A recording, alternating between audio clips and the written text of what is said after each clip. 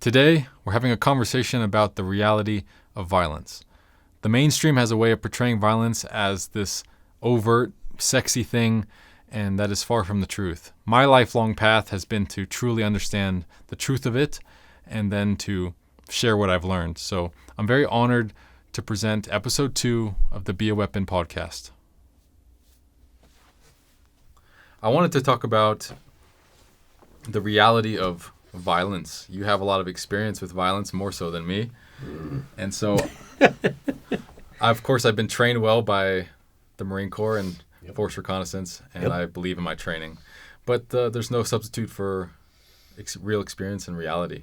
And so I wanted to ask you, there's a perception of violence, I think, in the mainstream media, and what you're taught is in the first look of it as it's this kind of bombastic, or like it's this overt thing, but it's really not. It's just the opposite. It's real violence. Yeah. When someone's really intent on actually going through, how does that look? It's a switch. It's a switch where you take an element of your humanity and you put it aside. And this is the task that needs to be done, and it's a callous, cold, deadly scenario, and you've got to put an end to somebody or several somebodies. And in that moment, you've got to say all the things that you normally embrace, that humanity, that empathy and sympathy and care and concern for others. And in this particular case, you've got to put that all aside and be project or mission oriented and say, the task here is to get from A to B, and anything in the space between cannot remain. I've got to put an end to this. Now, there's several different mindsets that go on when you're in that particular space. And the first is, of course, the human apprehension. You know, if you hang on to your feelings of empathy, it'll cause you to hesitate. And as we both know, the Marine Corps has that saying, hesitation kills. So the guys who hesitate to do what needs to be done in that moment are often going to end up dead or get somebody else killed. The Marine Corps through boot camp and all training is really an incomplete exercise in trying to basically level you and then build you back up as a non-hesitating machine. Exactly. Just listen and just do it. And you see a situation today, you and I both know based on our training. You get into a situation and things start to build and you feel like you're at that point of no return. You're going to turn the switch and go, okay, I'm a different person now. The empathy has faded. The trying to get along is going to be at an end, and there's a mission here. I need to put an end to this because there's a potential threat. Once you get to that space and you say, okay, I've got a task that needs to be done. I need to turn this portion of my brain off and turn this other portion on, the more primal element of myself, then I could take on this situation. And the problem is psychopaths and sociopaths. It's easy to push yourself all the way to that place where you turn out to enjoy the violence. That's the problem, because you can go into that space and know that it's a task and it's a job and it's what must be done. And then there are guys, I remember in the desert, my first tour, I remember guys that turned out to liking it. They got to that point where like, ooh, this feels good. I just want to snap me some necks. And that's the person you want to avoid within yourself. I'm not telling anybody else how to live their lives. But for me, so long as afterwards, I hate to say this, but so long as I felt bad afterwards, I knew I was on the right side of things. Because you're taking human life. You're taking every day from this day to their last away from them. Every birthday they're going to have, every celebration, every joy, everything is going to be lost. And as long as I don't lose sight of that, and I still remember what it is that I have to do, but I try to hang on to my humanity as well, I can move myself forward and get the job done and still return stateside as a human being. The guys that had the greatest trouble in my mind when they got back to the States were the guys that either try to remain human during the entire thing, and it just taking life just ate them away. We all saw guys like that just couldn't reconcile themselves to what they had done. And the next were the guys that enjoyed it because they were looking for anything in the States to bring them that high, that rush of just mauling the hell out of somebody. Just either squeezing a round off or burying a blade in or just getting your hands on somebody and snapping them. So for me, I was able to retain my humanity because I never wanted to be that person. I saw guys that were the angry souls that were enjoying themselves, and I was like, it creeped me out. I saw the kids that had to do violence, and I saw it break them because their souls were soft. And as much as their training led them to do the job they needed to do, they just couldn't see what they had done in any way other than the destruction that it was. So it's no question they couldn't see the necessity. I saw the same thing as the two extremes is either one, it broke guys and they couldn't handle it. Oh, yeah. Or two, it took guys to the other power end of the spectrum of just being a monster. Completely. Oh, yeah. I knew guys that turned into monsters. And the funny thing was you'd see them when you get back to the States. They were the guys that were just drinking monstrously and getting in bar fights all the time, or they were in trouble with the law because they had slapped their wife around or what have you, or they were brutal with their kids, or even with their troops. They were completely out of hand. And I wanted to retain my humanity. Plus, I liked that Dwayne a lot better than the guy in the field that was going, oh, yeah, I got to get me some of that right now. And do what needed to be done. I wanted to be able to turn that switch back on to humanity and come back and go, I need to know when it's okay or it's necessary for me to be violent. This is how I regained my footing. Not to say that I didn't have struggles. I had nightmares when I first came back. That one kid kept coming back at me. He just would not let me go. And I didn't even kill him. Somebody else killed him. For all of you that are watching or listening, this is a pretty grotesque incident. Not something that makes me happy, but I had nightmares about it when I came back from the desert. My first tour was in Africa and Somalia in 1992 and 93, and it was a mess. To say it was a mess is an understatement. We went in there, it was called Operation Restore Hope. But the funny thing is, I had nightmares, to go back to the original portion of the story, is I was having nightmares when I came back. And it wasn't about the guy. I still can't remember his face today. But the kid he killed, and that cracked open melon, the gray matter and blood everywhere, and the look in his eyes, he had this quasi-terrified or terrified/confused look in his eye when I saw that kid on the ground. And in my nightmares, I see that kid. He's standing up and he's perfectly healthy, but he's just looking at me. He's got, big old black eyeballs, and he's just staring at me. And he's not saying a word. He just stares at me, and I know what he's thinking. And I have no answer for him. And he's saying, why didn't you react sooner? Why didn't you?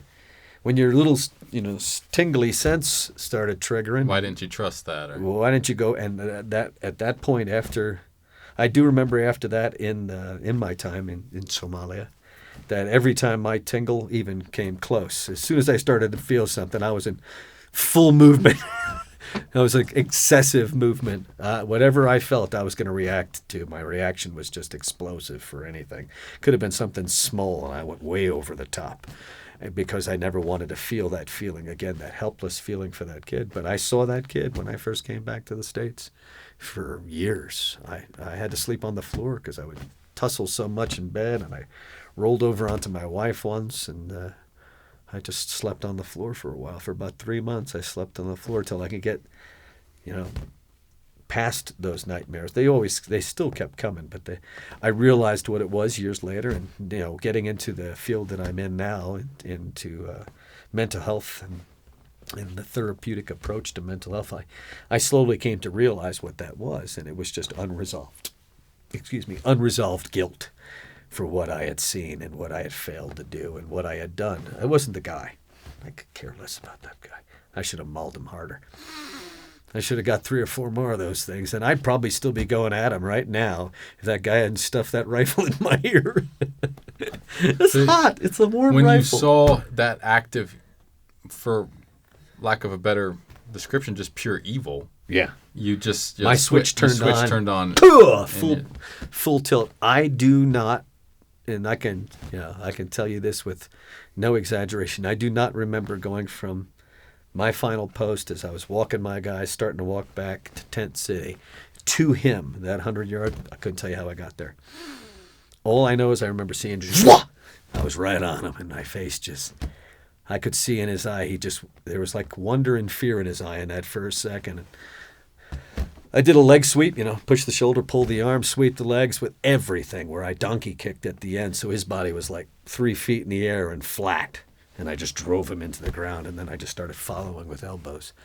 But for some stupid reason, I just kept standing up between them and just dropping everything. I guess I was trying to get more momentum with every blow. I was so mad. I wasn't mad. I was just, I can't say I was mad because I wasn't mad. I was just angry. I was hurt. I was in pain, and I was agonizing that poor kid. Is there any logical reason for why he killed the kid? Absolutely none. Some guys just got a thrill out of killing. I never got a thrill out of killing. To me, taking a human life just weighs on you. Now, don't get me wrong. You got a job to do, but that kid, he had lived in a hellscape of a world for all of his life. If people in America, and I'm going to go deviate for a second, for all of you in America that think that you have it rough, you don't know a damn thing. I watched people in the desert in Africa, 92, 93, kids, adults, who had broken limbs from days, weeks, months, years, decades earlier that had never been set. They didn't have doctoring. And I remember seeing a guy who had tied himself to a chunk of plywood because he had no use of his legs. He probably had gotten run over at some point in his life, and his legs weren't working. He tied himself to a piece of plywood and dragged himself with his hands through the sand in the streets. And you'd see kids with like the deformed limbs. I remember seeing one kid with a leg that was shorter than the other one, but you saw what had happened. The leg had been broken severely, and it was just shaped like this. Instead of the foot going straight down, it was like this. And his foot was deformed, his leg was deformed, and he was hopping on one leg, and just like taking a stick and bounding off it over and over again. And then all the meals that we had, that they were just scavenging for everything they could get just to stay alive. And if it wasn't for that cact shit that they had, it's a leaf of a plant that gets them high, but it also tamps down your appetite. So they would just wad a bunch of it underneath their lip, and that would stave off their appetite and give them energy. We were told don't put any in your pie hole, but if you put even one in there, it's going to shock your system like nothing, because these kids grew up with it, and by the time they're 10, 12 years old, they're putting half a dozen of them in their lip. They're just leaves. And they said, if you do that, you're dead. That crap will kill you. And I wasn't even interested in that nonsense. I had enough just with the coffee. I was fine. I have coffee and I get 2 MREs a day. Yeah, I see your point. I suffered with the nightmares for years over that, and then I came to realize the why of it all. It was because I had failed the kid. It wasn't because I mauled that guy. That guy got exactly what he needed. I was glad I could deliver for him. Yeah, I think I remember thinking and behaving the same way with experiences is when it came to full-grown men who knew exactly what they were doing and where they were and knew the consequences they were going to pay. I have no remorse for that. Oh yeah, and I feel bad at that. But it's the helpless bystanders or the women and children, the human shields, who are trusting, and I can't help but empathize. I just think I put myself in that little child's shoes, and I just think how helpless and trusting and scared, and how much they were let down by their surroundings and the people, and that gets me. That's what sticks with me, is that those kind of things. And so it seems like it's the same for you. You've got people like Margaret Sanger. She's the mother of Planned Parenthood. Planned Parenthood, yeah. So that's an example of like a person that was her baby, so to speak. Interesting. But that's an example of ends justifying the means, which is an interesting philosophy.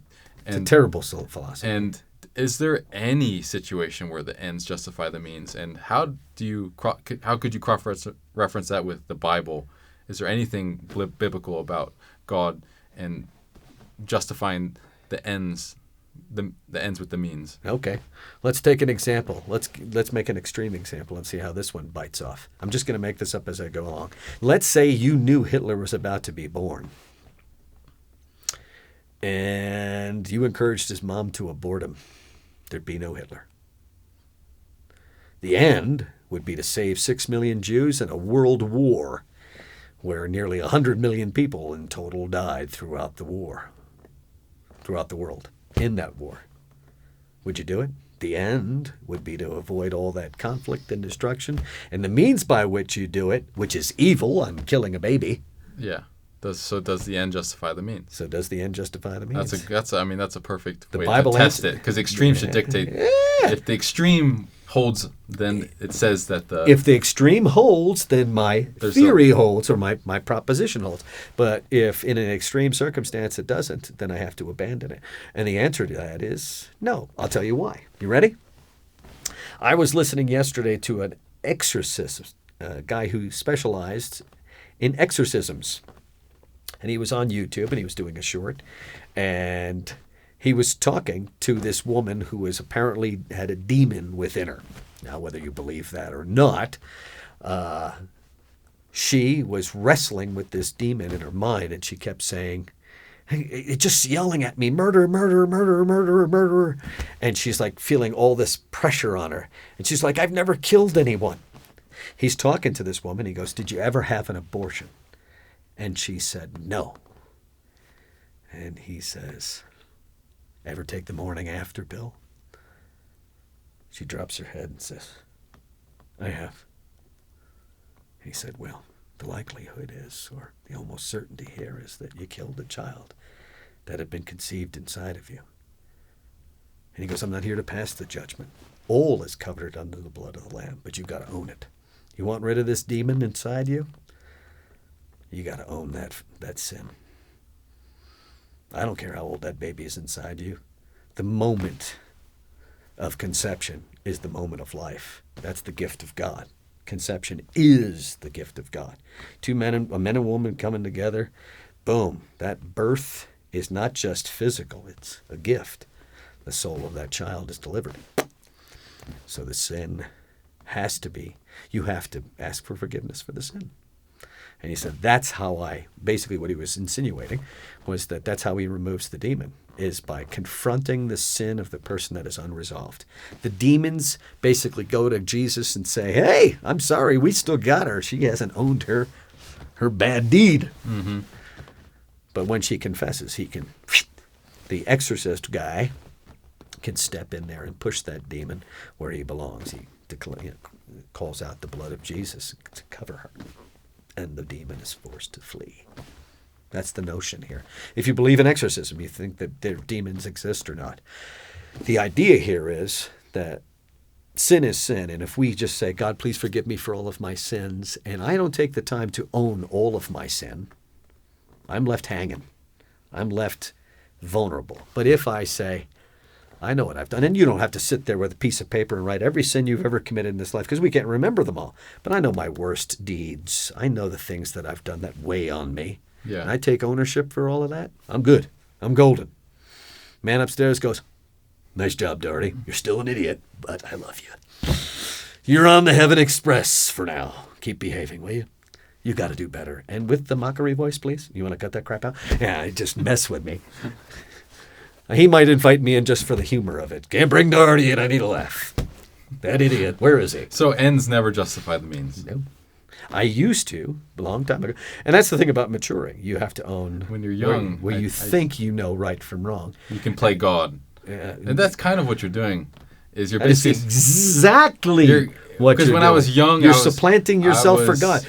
I was an atheist, and I always thought I was smart, and I can... You are smart, but... And I can figure out, I know best. And then you slowly, down that rabbit trail, you find yourself in a place where ends justify the means, where, these people don't know better.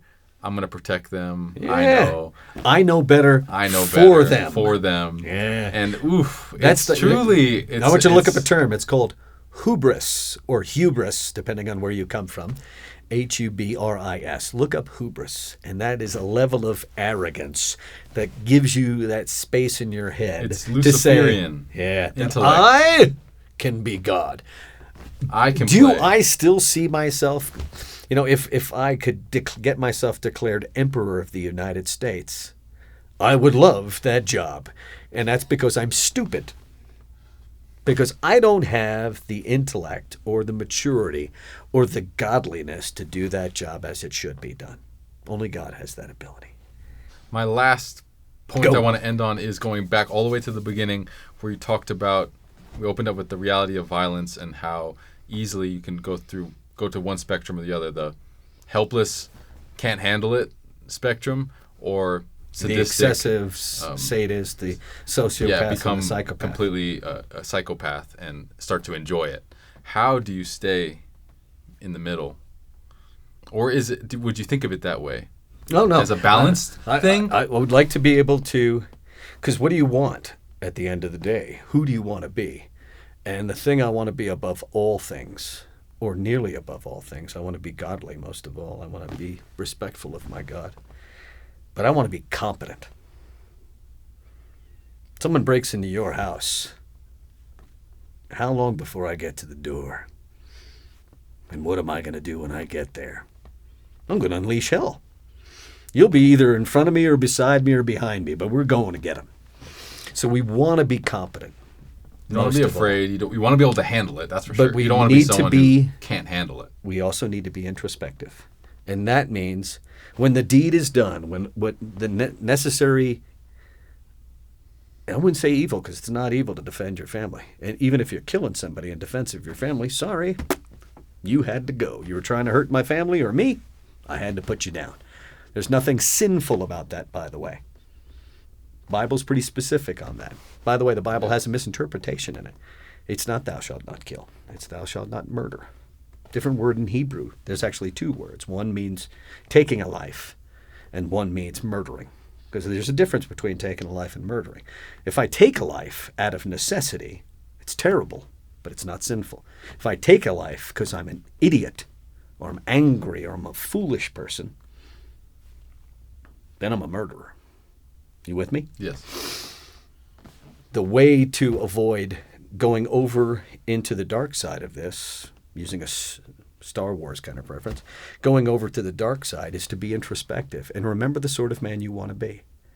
Do I want to be competent and capable of killing if I have to? Yeah, no doubt about it. I want to be able to go, sorry, Marcus, you're attempting to hurt my family? You're 30 years junior to me, you're strong as an ox, but I'm going to have to try to take you out to prevent that harm. I need to be able to step in there and go do everything I can to stop you. But after it's over, if I'm forced to take a human life, I need to be able to look back at that and look at what it took for me to step onto the dark side and know that if I stay there, that's where evil can become evil because I can get to liking it. I need to step back and say, how do I prevent it next time? What else can I do to make sure that I don't go there again, or I have to go there? Was it necessary? Again. And how can I prevent it next time? Yeah, can I talk my way through it? I've talked myself out of fights, talked myself out of situations, and I'm perfectly okay with that. I joke. You know me. I joke about pretty much everything. I could be in battle, and I'm going to make some stupid joke, because I'm an idiot. But that's also a coping mechanism for me. So I make jokes. I want to be able to look back at a given situation, and the funny thing, it could be anything. I have a disagreement with my wife. After it's over, I'm not going to spend time being angry. I'm going to be introspective and go, how can I do that better next time? I want to win. No, how can I do it better next time to demonstrate greater sensitivity, greater understanding, greater compassion, greater empathy, greater maturity? All those qualities I want to bring to the fore the next time around. And the only way to get there is by introspection. So if you're wondering, how do I avoid that? If I'm going to be competent, how do I avoid becoming a monster? and you compel yourself to be introspective, to look back and look at yourself and say, did I do everything that I should have? Did I not do things? Did I do things I shouldn't have? Did I take it too far? Did I not give a chance? It's kind of like my wife. She says, if anybody ever breaks into the house, I don't want you to kill them. And I tell them, the moment they break into my home, they're surrendering their lives. And I tell them, I'm 60 years old. Maybe if I was 35 and I could restrain somebody and be sure of it, it'd be different. But now if they break into my home, I got to take the advantage as quickly as I can and surprise the hell out of them. And if I can suspend them, maybe I will. But more than likely, I'm just going to try and shut off their switch because I can't afford the risk of them overpowering me at some point. Yeah, they've already made that choice. They made a choice, to and step the ultimate into price the that you consequences of which could be death, and you have to analyze. Okay, I'm going to be here to deliver if necessary. what's But I understand where she's coming from. Was there a way, or is there a way for me to do this without giving it or being the absolute murderer or be the killer? And yeah, introspection is your key. It's the thing that I noticed the guys that weren't introspective. There were the guys that were so introspective that they beat themselves up. If you can approach introspection about, let's say, your failings, without saying, okay, you and your missus, God forbid, but you and the missus have an argument. If you can approach introspection, we're going, how can I do it better? You notice something and you say, next time I can avoid that. And you go in and make your apologies if you stepped out of line. That's a good thing. But the guys that destroyed themselves in the field were the guys that said, I made a mistake here. I suck. I'm the worst human being in the world. Those are the guys that melted into jelly in the field, and we had to send them home. become useless, and They become worthless. They don't want to go on patrols, and when you take them on patrol, you know you're dragging a dead weight. and you don't trust them because they're don't probably trust going to them. hesitate. If They're you gotta, going to hesitate. if you trusting them to have your back, and they're just in front of you collapsing, then you can't trust that. You can't lean on that. Yeah, they were the noodle people. You're like, I don't need any noodles on this freaking patrol. I need sharpened tools, and I don't need. We had one guy, I forget what his name was. Oh, I do remember his name. I'm not going to repeat it. We had one guy that was eager to go on patrols because he was just looking for somebody to kill. I never took him. I left him back all the time. The guy Isn't that resented interesting? the hell out of me. So you got the guys who are eager to kill. Like if there's a priority list, I don't want 'em there. They're like, I'm looking for reasons to kill. Then there's people who are like, I'm looking for reasons not to kill. And then you've got somebody in the middle, the temperedness, where it's like, I'm not going to hesitate, but I'm also not looking for reasons. Yeah, I'm not excited about That the notion. type of temperament is That's the perfect place where you for wanna you be. and me, is to be the person that's reluctant, but not hesitant, yes. determined, not excited, and introspective, so that each and every situation he's looking at how to be better him. Just like what I said with the argument with you and the missus. If you, after an argument, just go, well, she was wrong, and blah, blah, blah, you're that bad guy. You're the explosive guy, and you're looking for fights in the future because you want to be right all the damn time. If you're the guy that just beats himself up, and I just screwed up so bad, I can't believe, and you're just telling yourself how much you suck, okay? Self-loathing about it. You're the other destructive force. The person who sits in the middle and looks at it introspectively and says, I made some mistakes here. Let me take ownership for those mistakes. Honey, I'm sorry. I was too aggressive, and I didn't give you an opportunity to say your piece, and I apologize. That was my failing here. That's the guy in the middle of the road. That's the lethal guy in the field or in life, who's going to do what needs to be done, who's going to live with the consequences, and he's going to grow in the process because he's not looking to beat himself up, and he's not going to get his jollies. I don't know about you. I never got any jollies laying hands on people. It never thrilled me in any way, shape, or form, unless I was in the dojo teaching. Yeah, I loved, some mouthy guy in class. You know this. At every class you're teaching, there's somebody mouthy who thinks they're the best, God's gift to martial arts, and you're this 5'0" instructor, and they're looking at you at 6'3", and they're going, I can kick his butt, so why should I listen to him? And then you invite them. Come on, let's get this over with. You kick my butt, you teach the class. I'm going to kick your butt, and you're going to shut up. And you bang, boom, bang. I used to throw them all the time, and then I'd get a finger. I'd get a finger or a couple of fingers, and I'd wrench them, and who's your daddy? Something silly like that.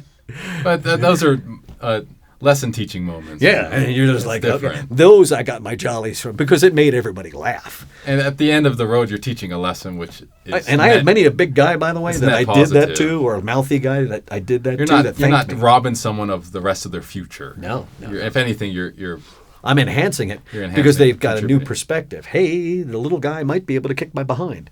If he knows something a or good- he's got a lot of fight in him, he might be a challenge. So I'm not going to take anything for granted. Good And lesson. I had more big guys, by the way, when I was teaching martial arts for the Marine Corps for all those years, that if I had to take them on in class or I got rough with them or I got in their face, and I had more guys thank me afterwards than anything else. I never had anybody walk away carrying a grudge. That, and I was always self-deprecating. If they saw me looking at my failings and being honest with myself and saying it right in front of them, I was a little over the top there. I'm sorry, guys. Forgive me. I was being an ass. Okay? And then I would, I'd make the correction right in front of them. They saw there was a certain humility there.